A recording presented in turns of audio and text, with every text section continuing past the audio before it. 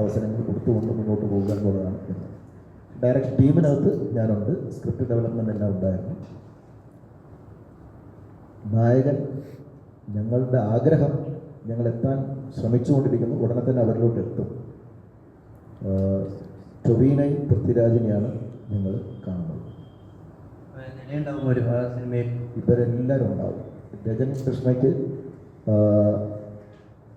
ടൊവിനോയുടെ പൃഥ്വിരാജിനോടൊപ്പം നിൽക്കുന്ന ഒരു ക്യാരക്ടർ മാറ്റി വെച്ചിട്ടുണ്ട്. അനൂപിനും ബേസിനും ഉണ്ട്, നിളയുമുണ്ട്. ഞങ്ങളെല്ലാം അതിൻ്റെ ഭാഗമായിരിക്കും.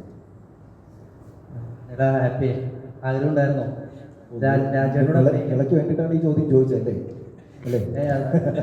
നിളയ്ക്ക് അവസരം വാങ്ങിച്ചു കൊടുത്തു. അങ്ങനെ അല്ല, നിനക്ക് ആഗ്രഹമുണ്ടോ അങ്ങനെ ഒരു രാജ്യത്തോടെ കിട്ടിക്കഴിഞ്ഞാൽ എന്താണ്?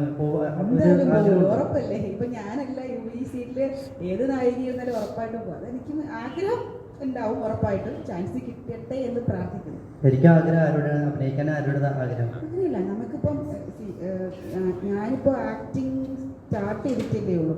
അപ്പോൾ സത്യത്തിൽ പഠിച്ചു വരുന്നതേ ഉള്ളൂ. നമ്മൾ ഈ ഫിലിംസ് ഓരോന്ന് കാണുമ്പോഴും ഒരുപാട് പേരുടെ ആക്ടിങ് കാണുമ്പോഴും നമുക്ക് തോന്നി ഇങ്ങനെ അഭിനയിക്കാൻ പറ്റുമോ എന്ന് നമുക്ക് ഡൗട്ട് തോന്നാറുണ്ട് പലപ്പോഴും.